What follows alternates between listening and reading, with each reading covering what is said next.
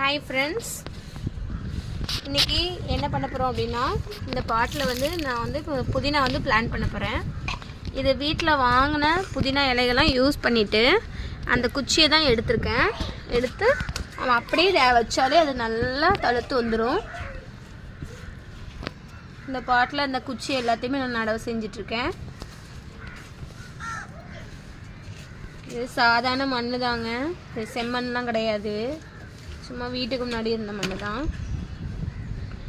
நல்லா நீங்களும் உங்கள் வீட்டில் புதினா வந்து வாங்கினீங்க அப்படின்னா அந்த இலைகள்லாம் யூஸ் பண்ணிவிட்டு ஒரு சின்ன பாட்டில் கூட நீங்கள் வச்சாலே போதும், புதினா வந்து நல்லா தளிர் விட்டுரும்.